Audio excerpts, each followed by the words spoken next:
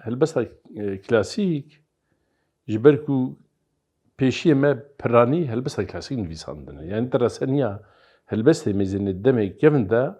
helbesta klasîk bi nûjen û em bêjin helbesta azad û serberedayî weke rehmetê Xelîl Sasûnî digot helbesta serberedayî. Helbesta ya ku bê pîvan û bê terazû bêhtir helbesta klasîk bû dihata guhdarî kirin yani ew nifşê li pêş em bêjin heta ji Feqê Têyraya û Melayê Zerî û Ehmedê Xanî û Pîremerd û tê heta bigihê Cegirxwîn her klasîk nivîsandine lê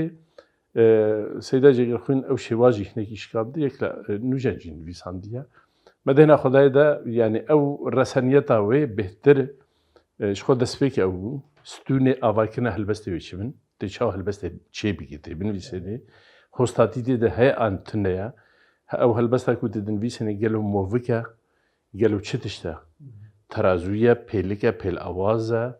li gorî behra li gorî erûdê tê dinivîsênê an jê na ew erûda Kurdî heye an tune ye li wê gera kes wê erûdê derxim kedikû de heye ez jî yani mamostelerînê gewre hebûn ya mezin hebûn wek dibêje ev ziraviyê wê hinek venekiribûn min hewldanek ji aliyê xwe de me hewldanek kir wekî berhemekî jî bir pirtûkekî terazûyê helbesta Kurdiya klasîk ya kevneşok çawa tê nivîsandin usûla wê yani pêlik û pêlawaz em bêjin şazde behrê erebiyê hene yê ferahîdî wa tê navkirin lê Kurdî çi qas li wê geran va jê bêhtir e ew li ser çi xwe ava dike ne tenê yê Xelîlê Ferahîdî gotî ev Diktor Kemal Fuad ew xwe de dibêje yani em dibêjin helbesta klasîk ya ku terazû bi pêlik û pêlawaz tenê erebî ye em wê nas dikin yani civaka me wê dibêje ev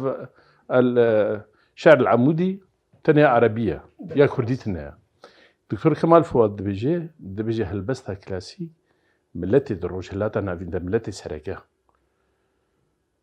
Kurd e Faris e Ereb e Tirk wek hevdû dinivîsêne aynê pêlik jî yek